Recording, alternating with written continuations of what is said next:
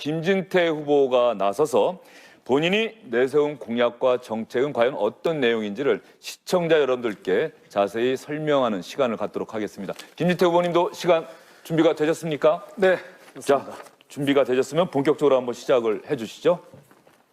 네, 제가 꿈꾸는 나라, 이런 나라입니다. 4대 비전 제가 제시하겠습니다.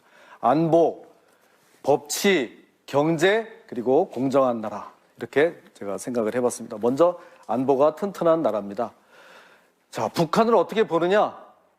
예, 저는 우리가 정말 데리고 와야 될, 흡수해야 될 대상으로 생각을 합니다. 언제까지나 우리가 흡수통일이란 말을 못하고 그냥 뭐 평화통일이다 뭐 이렇게 하겠습니까? 평화적인 방법으로 흡수통일해야 됩니다. 그렇지 않으면 대등통일로 가면은 자칫하면 고려 연방제 이렇게 될 수가 있다 이런 생각을 하는 겁니다. 전술핵, 사드 배치 뭔가는 해야 됩니다. 핵에는 핵밖에 없습니다. 다음, 법치가 살아있어야 됩니다. 사형 집행 확실하게 하겠습니다. 법이 있어도 지키지 않습니다. 흉악범들 그대로 우리가 이렇게 먹여 살리고 있습니다. 이래가지고는 안전한 나라가 될 수가 없습니다. 중국에도 할 말을 해야 됩니다. 미세먼지 이렇게 뿜어대는 중국의 환경 부담금 당당하게 요구해서 받아내겠습니다. 다음. 자, 이렇게 안보니 또 법치니 하기 위한 게 우리가 다 잘 살게 되기 위한 거 아닙니까? 기업이 마음껏 활동해야 우리가 잘 살 수 있지 않겠습니까? 삼성전자 10개 정도 만들겠습니다. 어디서 갑자기 삼성전자가 막 떨어지냐? 규제만 풀면 됩니다. 우리가 어떤 도대체 이 참 대단한 대한민국 국민들 아닙니까? 페이스북이 왜 미국에서만 있습니까? 우리나라에서도 마음껏 이 창의와 능력을 발휘할 수만 있게 하면 얼마든지 가능하다. 저는 이렇게 생각을 합니다. 다음 한번 넘어가시겠습니다. 자, 공정한 나라 정말 이거 해야 됩니다. 생활 밀착형 공약 저는 여기에 좀 주안점을 두고 있습니다. 대입 수시 전형 저거 좀 없애야 되겠습니다. 우리 둘째 아들놈 이번에 대학 보냈는데 수능을 아무리 잘 봐도 대학 들어가기가 정말 힘듭니다. 알고 보니까 수시의 비중이 70%가 되고요. 내년도엔 더 늘어난다는 겁니다. 그걸 입학사정관이 다 한다는 겁니다. 너무너무 대입 전형이 복잡해서 이거는 입시 설명회에 전문가 돈 주고 가서 배워야 됩니다. 이래가지고는 이 차등을 도저히 해소할 수가 없습니다. 공무원 시험에 가사점 제도가 있어가지고 실태를 보려고 했더니 자료조차도 주지 않습니다. 전수조사해야 됩니다. 도대체 누가 어떤 혜택을 받고 있는지 이래야 공정한 나라가 되지 않겠습니까? 로스쿨 제도도 폐지하겠습니다. 현대판 음서제, 희망사다리, 개천에서 용나는 이런 것 막고 있습니다. 사시, 행시, 외시 존치해서 꿈을 이룰 수 있도록 그렇게 하겠습니다. 공정한 나라 만들겠습니다. 네, 김진태 후보님 3분 약속된 시간을 정확하게 지켜주셨습니다. 김진태 후보가 제시한 공약, 나는 이게 궁금하다. 질문할 순서를 어떻게 정할까요? 어느 분이 먼저 하시겠습니까? 예, 이인재 후보님 먼저 하시겠습니까? 제가 먼저 홍준표 후보님 먼저 하시겠습니까? 예, 먼저 하시죠. 예. 사법시험을 부활하실 생각이십니까? 네, 존치. 예. 그러면 로스쿨 제도를 어떻게 해야 되겠습니까? 그러니까 로스쿨 제도를 현재 지금 진행돼서 로스쿨 변호사가 많이 나왔습니다. 맞습니다. 저도 뭐 사법시험 제도 부활하는 거 찬성합니다. 찬성하는데 네. 그럼 이 로스쿨 제도를 어떻게 해야지 사법시험 제도를 부활을 시키겠습니까? 거기에 대해서 좀 말씀해 주시죠. 네, 역시 그 예리한 질문을 해주셨습니다. 지금 로스쿨이 아무리 문제가 많더라도 또 어렵게 시행되고 있는 제도를 없앤다는 게 쉽지 않습니다. 그래서 저도 정말 고민을 많이 했습니다. 그런데 로스쿨 제도의 문제가 우리 보통 여러분들이 생각하시는 이상입니다. 그래서 저는 처음에는 좀 점진적으로 사시가 올해로 이제 끝이 나야 되거든요. 본래 한시법으로 해서. 그래도 이거를 좀 더 두자. 그래서 한번 같이 이렇게 가보자. 사실을 준비하는 학생들이 생각보다 많습니다. 이 사람들 올해 이제 문을 닫는다고 하니까 절절하게 이거를 좀 기회를 달라고 요구를 하고 있습니다. 그래서 당분간은 같이 좀 가다가 이 정말 현대판 음서제, 이 로스쿨은 점차 줄여서 오히려 원래대로 복귀를 하는 것을 제 공약으로 했습니다. 이게 노무현 정부 때 로스쿨 제도가 생겼는데 이 적폐인 사람들이 이런 제도를 무리하게 만들다 보니까 제도 자체가 이제 우리 사회에 큰 부담이 되고 있다. 이렇게 말씀드립니다. 네, 이인재 후보님. 김 후보님, 삼성전자 같은 대기업을 10개 이상 만들어야 된다. 자연적으로 10개, 20개, 30개 생겨나도록 환경을 해야지 정부가 인위적으로 만들래야 만들 수가 없고요. 또 삼성전자보다 훨씬 더 강했던 노키아라든지 소니가 다 없어져 버렸습니다. 삼성전자가 더 아주 현대적인 경쟁력 있는 기업으로 커나가는 게 문제예요, 오히려.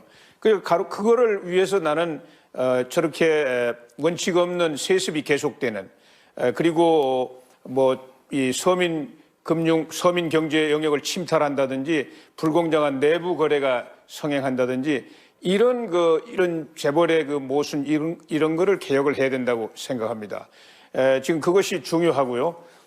또 말하자면 벤처 이 생태계가 밀림처럼 이렇게 양성이 돼야만 거기서 새로운 강자들이 계속 등장한다. 미국도 전통적인 GM이나 포드나 ABM이나 보잉이나 이런 것들은 저 뒤에 있지 않습니까? 전부 3차, 4차 산업혁명을 선도하는 그런 기업들이 맨 앞에 다 위치하고 있는데요. 우리나라도 그런 미래지향적인 생각을 가지고 경제정책을 추진해야 된다고 생각을 하는데 너무 삼성전자를 불패 이런 그 기업으로 생각하시고 그런 거를 또 계속 만들 수 있다 이런 거는 조금 문제가 있지 않나 생각합니다. 네, 맞습니다. 국가에서 삼성전자 어떻게 10개씩 만듭니까? 지금 그런 시대도 아니고요. 좋은 지적해 주셨고요. 저도 그런 뜻은 아니고 지금 지적해 주신 그 방향 그대로 가고 있습니다. 삼성전자, 이런 대기업 대선에까지 나와서 대기업의 편을 드는 것처럼 보이는 이런 말을 할 수 있는 후보 아마 많지 않을 겁니다. 그러나 우리는 불편하지만 진실을 알아야 된다 이런 생각을 하는 거고요. 재벌을 해체해야 된다. 재벌의 폐해 온갖 이런 것을 욕을 하면서 자녀들은 거기를 꼭 들여보내고 싶어 하고 우리의 경제는 처음부터 대기업 위주의 수출 주도형으로 이렇게 짜여졌다는 현실을 외면할 수 없습니다. 자, 중소기업 우리나라는 제가 실태를 보니까 중소기업 너무 많은 과보를 받고 있어서 여러 가지 여건이 갖춰져도 대기업으로 뛰어 올라가고 싶지가 않을 정도예요. 중소기업에 지원되는 각종 제도가 250개, 270개라고 합니다. 그런데 대기업으로 가면 250개의 각종 제약이 와가지고 괴롭히는 거예요. 제가 국회에서 지금까지도 그 기업 의결권까지 제한하는 그 모든 이런 법들을 막아내고 있습니다. 그래서 우리는 이제 그런 여건만 조성해주면 된다. 이 훌륭한 대한민국 국민들에게 대한민국에도 미국의 페이스북, 주커버그 같은 인물이 왜 없냐. 그래서 괴롭히지만 않고 잘 이렇게 놔주기만 하면 그런 삼성전자 10개가 저절로 생겨날 거다 이런 생각입니다. 제가 절대로 재벌 기업 그걸 부정적으로 생각하는 게 아니에요. 재벌 기업은 더 국민의 사랑을 받으면서 세계적인 경쟁력 갖는 기업으로 키워야 된다. 그러기 위해서 부정적인 요인들을 개혁을 해내야 된다. 이런 말씀을 드린 겁니다. 예, 답변은 필요로 한 말씀 아니신 것 같고요. 김관영 후보님 어떤 질문 하시겠습니다.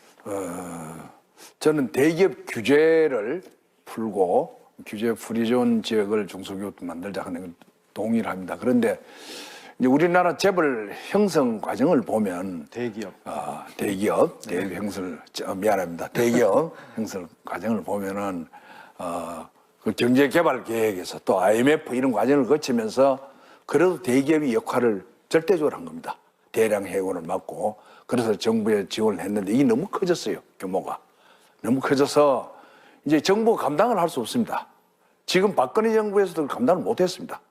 그래서 이 큰 정부입니다. 정부 단순한 기업을 보면 안 됩니다. 이게 그런 역할을 정보 특히 정보라든지 해외 관련은 제가 투자 유치를 해보니까 많은 기업을 해외 기업을 만나고 있습니다. 그분들은 뭐냐 하면은 기업을 대차 대조표 개념에서 보는 것이 아니고 손익계산서 측면에서 보는 겁니다. 그러니까 일단 투자가 되면은 상품을 만들어서 또 수출해서 이익이 되면 무조건 들어오는 겁니다. 그러니까 외국 기업은 수도권에 잘 들어오질 않습니다. 지방에도 들어오는 이유가 그렇게 합니다. 그러면은 대기업이 갖고 있는 한 사례입니다. 한 번 기업이 잘못해도 갖고 있는 땅값이 오르면은 엄청스러운 또 이익이 생기는 막 그런 측면을 제가 여러 번 보게 되는데 그런 것을 이제 좀 제가 얘기하는 탐욕입니다. 탐욕. 그런 걸 좀 조정을 해서 하라는 거지. 이거를 대기업을 뭐 규제를 해가지고 그리고 지금 네네. 현재 뭐 수사가 되고 막 이래 기업을 잡아는 그런 것은 좀 삼가하고 네네. 기업에 좀 인센티브를 줘서 그 돈이 산업 자금으로 좀 흘러갈 수 있도록 그런 하는 장치에 대해서 좀 말씀을 주죠. 네. 그 정말 대기업에 대한 오해와 편견이 굉장히 많다는 생각을 하고요. 우리 후보님께서 몇 차례에 걸쳐서 이제 사내 유보금에 대한 문제도 지적하셨고 또 거기에 대해서 별도의 과세를 하는 그런 말씀도 하신 거로 제가 봤는데요. 세금이 너무 많지 않을까요? 우리 기업들 입장에서 봤을 때는 노조 이렇게 강성이지 세금 너무 많지. 이래서 이 대한민국에서는 도대체 기업을 하기가 아까 제가 말씀드린 규제는 이제 또 둘째 문제로 하더라도 세금 자체가 너무 많습니다. 근데 보니까 벌써 법인세를 막 올리겠다고 지금 저 좌파 후보들은 막 그렇게 들고 나오고 있어요. 지금 전 세계에서 법인세를 다 내리려고 미국이 우리보다 법인세가 더 많아서 뭐 45% 정도였다는데 트럼프가 그거를 3분의 1로 싹둑 내리겠다고 해서 대통령까지 당선됐거든요. 그런데 우리는 전 세계에서도 높은 정도 수준인 그 한 25%까지 되는 그거를 오히려 더 늘리겠다고 하는 아주 희귀한 나라가 돼버렸습니다. 그러면서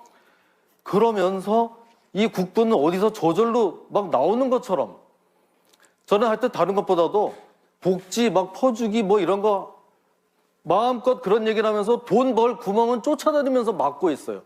우리들이 아니라 좌파 이런 분들이. 이거는 정말 국민에게 진실을 말해야 된다. 이런 생각을 하고 있습니다. 네, 잘 알겠습니다. 네, 뭐 홍준표 후보님 질문 더 그거 하시겠습니까? 정책질이 안 하고 딴 거 물어봐도 돼요? 리더십 검증 때 그러면 먼저 질문을 예. 드리겠습니다. 이인재 후보님 추가 질문하실 거 있습니까? 예, 뭐 저도 리더십 그때 하는 게 맞겠습니다. 지금. 그러면 예. 김관영 후보께서 이 정책과 공약 네, 한번 더 하시죠. 국가 안보에 대해서 특별한 그런 소신이 있고 또 원칙을 지키는 그런 김진태 후보님 아주 훌륭한 그런 젊은 지도자로 봅니다.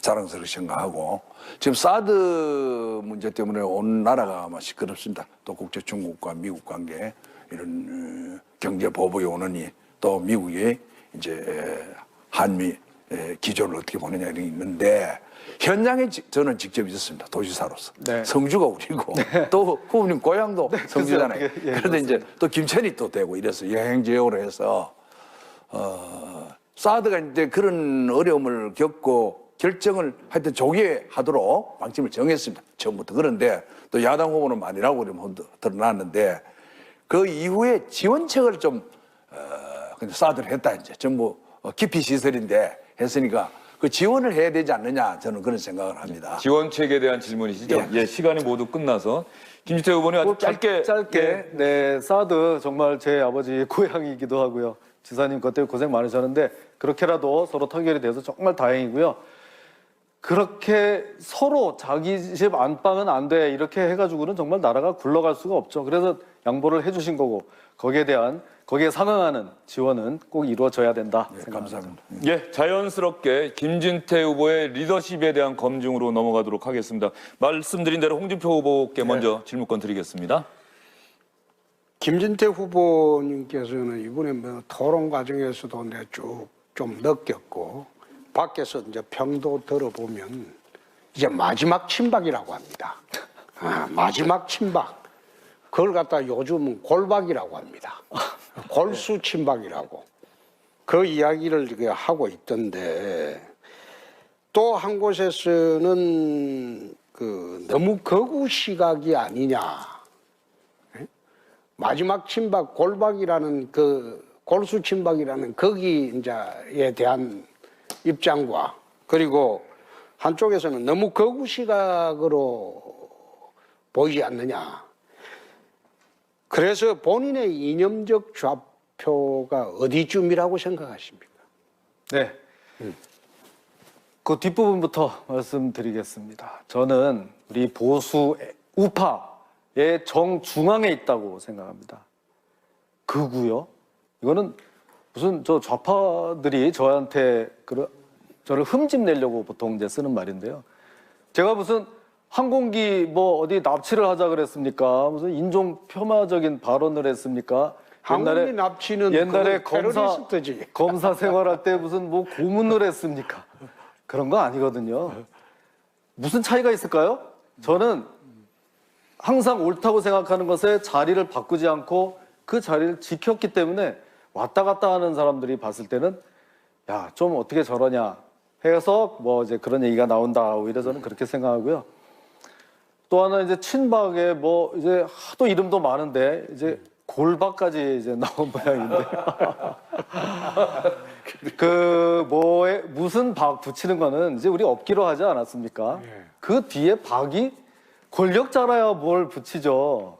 더 이상 그런 식으로 놀리는 말 이제 하지 마시고요. 민간인으로 가셨다가 이제 영장까지 청구되지 않았습니까? 가련한 분이 되셨습니다. 그래서 그런 거 이제 전혀 없고 제가 몇 번 말씀드렸는데 저는 박을 위해서 여기까지 온 게 아닙니다. 나라를 위해서 싸우다 보니까 제가 처음에 국회의원 됐을 때는 MB 대통령이었는데도 그때도 열심히 싸웠고 항상 그런 자세로 한다 이런 말씀드립니다. 네, 이인재 후보님. 예. 김 후보님은 흡수 통일하고 자체 핵무장 주장했는데 간단하게 이렇게 토론해 보시죠. 네. 우선 북한 핵 보유 인정하십니까? 뭐 안 하죠. 안 하죠. 그쵸, 현실적으로 북한 방법이 핵은 없다 지금 생각하죠. 그러니까 북한 핵은 우리 대한민국하고 국제사회가 공조해가지고 어떻게 하든지 폐기시켜야 될 대상으로 생각하지 않습니까? 맞습니다. 그런데 이런 상황에서 자체 핵무장을 지금 들고 나오면 오히려 북한 핵을 정당화시켜주는 거 이런 생각은 안 하십니까? 우리가 어떻게 하든지 북한이 그걸 포기를 안 하니까 그런 거죠. 아니. 예, 안 하니까. 아니지.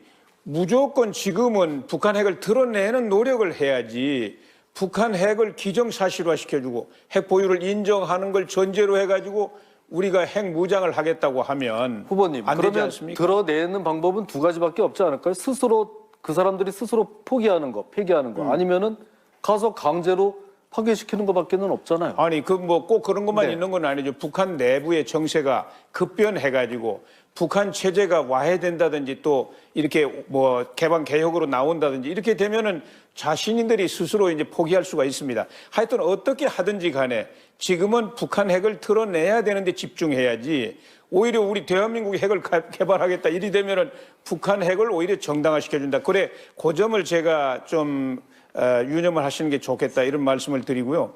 그 다음에 이제 흡수 통일 이야기가 나왔는데 독일 통일이 흡수 통일이라고 보시는 거죠. 네, 맞습니다. 예, 그런데 독일 사람들은 자신들의 통일을 흡수 통일이라고 생각하지 않습니다. 왜냐하면은 뭐 겉으로 보면은 서독 기본법 아래 말하자면 독일이 연방제니까 동독의 그 6개 란트를 부활해 가지고 서독 연방 공화국에 이렇게 갖다 편입을 했기 때문에 이게 이제 흡수 아니냐 이런데 사실은 동독 그 공산당 체제가 와해되고 나서 동독 주민들이 자유투표 해가지고 의회 만들었어요. 그래서 거기서 자기들이 다 의결을 해가지고 그래서 아주 민주적으로 이렇게 통일을 했고 통일 이후에 동독의 몫은 다 동독 주민들의 것입니다.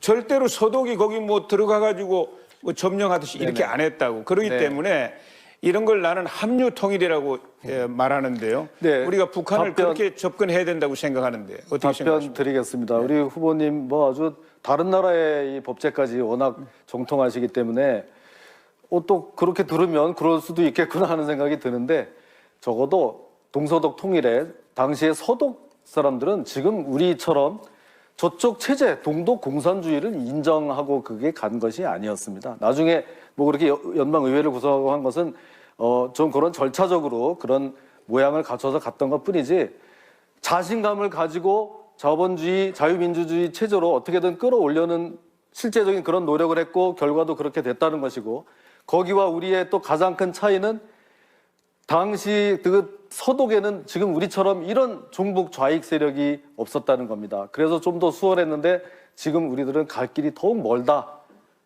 이렇게 그냥 그러니까 말씀드리겠습니다. 이제 용어를 쓸 때 뭐 흡수하면은 뭐 예속적으로 또 우리가 보복을 한다든지 이런 게 연상이 되니까 그런 저항을 막기 위해서 이렇게 합리적인 통일 추구하는 걸로 이렇게 좀 정리를 해주면 좋을 것 같습니다. 그것도 뭐 좀 감안하겠습니다. 이인재 후보와 김진태 후보가 아주 일문일답식의 그런 검증이 있었고요. 김관영 후보님 리더십과 관련해서 또는 정책과 관련해서 추가 질문 해주시죠. 정치인 노선에 관한 문제라고 봅니다. 사실 진보냐 보수냐 이거는 이념이 아니고 노선입니다. 노선.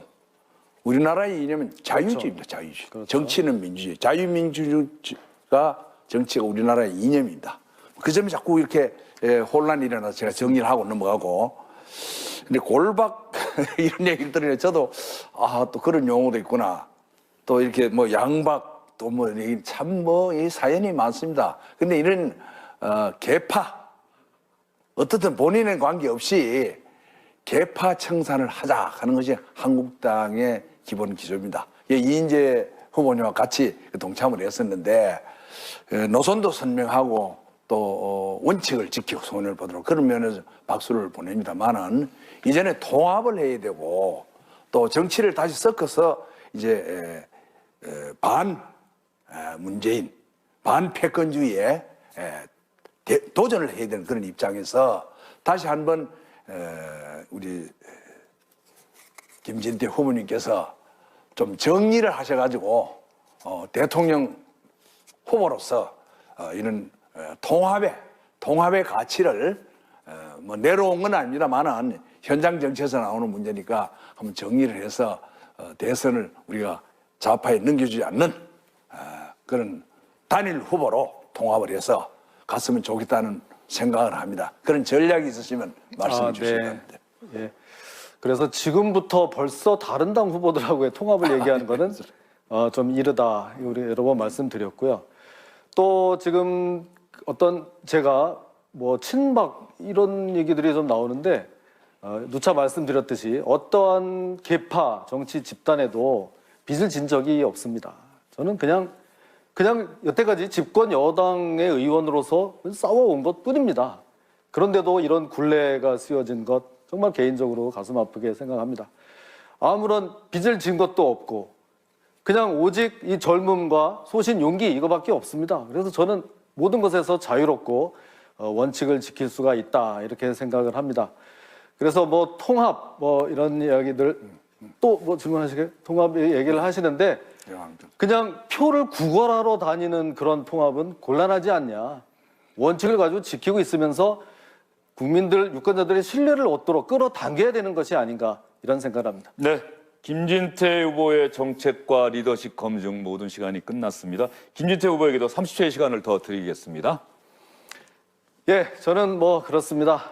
아까 이렇게 말씀드렸듯이 정말 좀 제대로 된 나라 좀 한번 만들어 보고 싶습니다. 이렇게 뭐 탄핵이 됐는데도 끝까지 따라가서 거기를 꼭 구속까지 시켜야 되는 있고 이런 사회 이렇게 가야만 되겠습니까?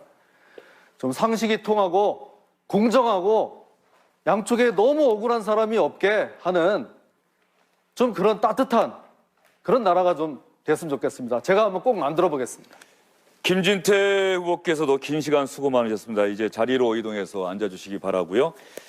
이제 그러나 우리는 불편하지만 진실을 알아야 된다 이런 생각을 하는 거고요.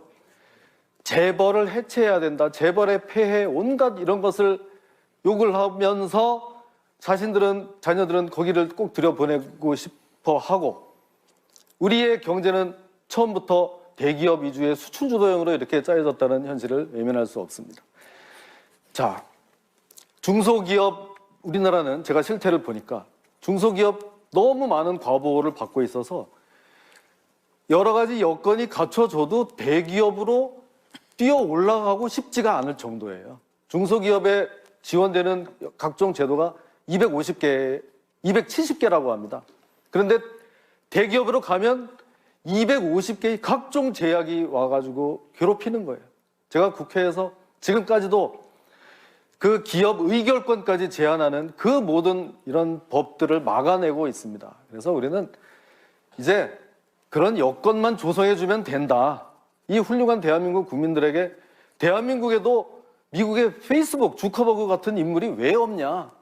그래서 괴롭히지만 않고 잘 이렇게 놔주기만 하면 그런 삼성전자 10개가 저절로 생겨날 거다 이런 생각입니다. 뭐 제가 절대로 재벌 기업 그걸 뭐 부정적으로 생각하는 게 아니에요. 재벌 기업은 더 국민의 사랑을 받으면서 세계적인 경쟁력 갖는 기업으로 키워야 된다. 그러기 위해서 부정적인 요인들을 개혁을 해내야 된다. 이런 말씀을 드린 겁니다. 예. 예, 답변은 뭐 필요로 한 말씀 아니신 것 같고요. 김관영 후보님 어떤 질문 하시겠습니까?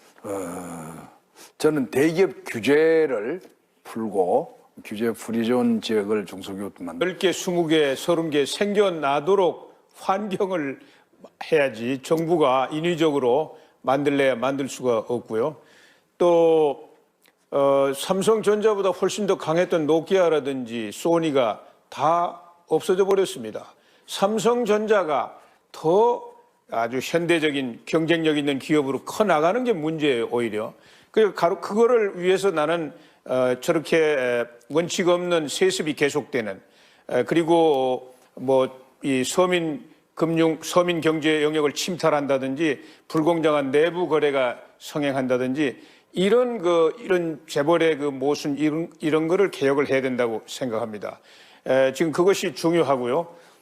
또 말하자면 벤처 이 생태계가 밀림처럼 이렇게 양성이 돼야만 거기서 새로운 강자들이 계속 등장한다. 미국도 전통적인 뭐 GM이나 포드나 ABM이나 뭐 보잉이나 이런 것들은 저 뒤에 있지 않습니까? 전부 3차, 4차 산업혁명을 선도하는 그런 기업들이 맨 앞에 다 위치하고 있는데요. 우리나라도 그런 미래지향적인 생각을 가지고 경제정책을 추진해야 된다고 생각을 하는데 너무 삼성전자를 뭐 불패 이런 그 기업으로 생각하시고 그런 거를 또 계속 만들 수 있다 이런 거는 조금 문제가 있지 않나 생각합니다. 네, 맞습니다. 국가에서 삼성전자 어떻게 10개씩 만듭니까? 지금 그런 시대도 아니고요. 좋은 지적해 주셨고요. 저도 그런 뜻은 아니고 지금 지적해 주신 그 방향 그대로 가고 있습니다. 삼성전자, 이런 대기업 대선에까지 나와서 대기업의 편을 드는 것처럼 보이는 이런 말을 할 수 있는 후보 아마 많지 않으면 됩니다. 우리가 어떤 도대체 이 참 대단한 대한민국 국민들 아닙니까? 페이스북이 왜 미국에서만 있습니까? 우리나라에서도 마음껏 이 창의와 능력을 발휘할 수만 있게 하면 얼마든지 가능하다. 저는 이렇게 생각을 합니다. 다음 한번 넘어가시겠습니다. 자, 공정한 나라. 정말 이거 해야 됩니다. 생활 밀착형 공약. 저는 여기에 좀 주안점을 두고 있습니다. 대입 수시 전형. 저거 좀 없애야 되겠습니다. 우리 둘째 아들놈 이번에 대학 보냈는데 수능을 아무리 잘 봐도 대학 들어가기가 정말 힘듭니다. 알고 보니까 수시의 비중이 70%가 되고요. 내년도엔 더 늘어난다는 겁니다. 그걸 입학사정관이 다 한다는 겁니다. 너무너무 대입 전형이 복잡해서 이거는 입시 설명회에 전문가 돈 주고 가서 배워야 됩니다. 이래가지고는 이 차등을 도저히 해소할 수가 없습니다. 공무원 시험에 가사점 제도가 있어가지고 실태를 보려고 했더니 자료조차도 주지 않습니다. 전수조사해야 됩니다. 도대체 누가 어떤 혜택을 받고 있는지 이래야 공정한 나라가 되지 않겠습니까? 로스쿨 제도도 폐지하겠습니다. 현대판 음서제, 희망사다리, 개천에서 용나는 이런 것 막고 있습니다. 사시, 행시, 외시 존치해서 꿈을 이룰 수 있도록 그렇게 하겠습니다. 공정한 나라 만들겠습니다. 네, 김진태 후보님 3분 약속된 시간을 정확하게 지켜주셨습니다. 김진태 후보가 제시한 공약, 나는 이게 궁금하다. 질문할 순서를 어떻게 정할까요? 어느 분이 먼저 하시겠습니까? 예. 이인재 후보님 먼저 하시겠습니까? 제가 먼저 홍준표 후보님 먼저 하시겠습니까? 예, 먼저 하시죠. 예. 사법시험을 부활하실 생각이십니까? 네, 존치. 예. 그러면 로스쿨 제도를 어떻게 해야 되겠습니까? 그러니까 로스쿨 제도를 현재 지금 진행돼서 로스쿨 변호사가 많이 나왔습니다. 맞습니다. 저도 뭐 사법시험 제도 부활하는 거 찬성합니다. 찬성하는데 네. 그럼 이 로스쿨 제도를 어떻게 해야지 사법시험 제도를 부활을 시키겠습니까? 거기에 대해서 좀 말씀해 주시죠. 네, 역시 그 예리한 질문을 해주셨습니다. 지금 로스쿨이 아무리 문제가 많더라도 또 어렵게 시행되고 있는 제도를 없앤다는 게 쉽지 않습니다. 그래서 저도 정말 고민을 많이 했습니다. 그런데 로스쿨 제도의 문제가 우리 보통 여러분들이 생각하시는 이상입니다. 그래서 저는 처음에는 좀 점진적으로 사시가 올해로 이제 끝이 나야 되거든요. 본래 한시법으로 해서. 그래도 이거를 좀 더 두자. 그래서 한번 같이 이렇게 가보자. 사실을 준비하는 학생들이 생각보다 많습니다. 이 사람들 올해 이제 문을 닫는다고 하니까 절절하게 이거를 좀 기회를 달라고 요구를 하고 있습니다. 그래서 당분간은 같이 좀 가다가 이 정말 현대판 음서제, 이 로스쿨은 점차 줄여서 오히려 원래대로 복귀를 하는 것을 제 공약으로 했습니다. 이게 노무현 정부 때 로스쿨 제도가 생겼는데 이 적폐인 사람들이 이런 제도를 무리하게 만들다 보니까 제도 자체가 이제 우리 사회에 큰 부담이 되고 있다. 이렇게 말씀드립니다. 네, 이인재 의원님. 김 후보님, 삼성전자 같은 대기업을 10개 이상 만들어야 된다. 자연적으로 김진태 후보가 나서서 본인이 내세운 공약과 정책은 과연 어떤 내용인지를 시청자 여러분들께 자세히 설명하는 시간을 갖도록 하겠습니다. 김진태 후보님도 시간 준비가 되셨습니까? 네, 자, 좋습니다. 준비가 되셨으면 본격적으로 한번 시작을 해주시죠. 네, 제가 꿈꾸는 나라, 이런 나라입니다. 4대 비전 제가 제시하겠습니다. 안보, 법치, 경제, 그리고 공정한 나라. 이렇게 제가 생각을 해봤습니다. 먼저 안보가 튼튼한 나라입니다. 자, 북한을 어떻게 보느냐?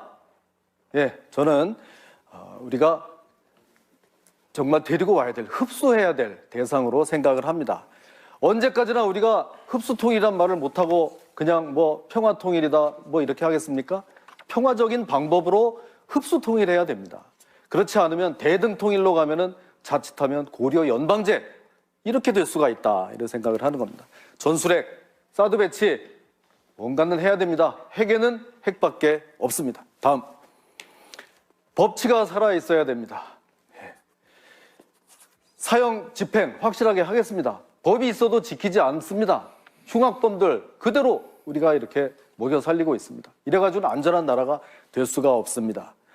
중국에도 할 말을 해야 됩니다. 미세먼지 이렇게 뿜어대는 중국의 환경 부담금 당당하게 요구해서 받아내겠습니다. 다음. 자, 이렇게 안보니 또 법치니 하기 위한 게 우리가 다 잘 살게 되기 위한 거 아닙니까? 기업이 마음껏 활동해야 우리가 잘 살 수 있지 않겠습니까? 삼성전자 10개 정도 만들겠습니다. 어디서 갑자기 삼성전자가 막 떨어지냐? 규제만 풀면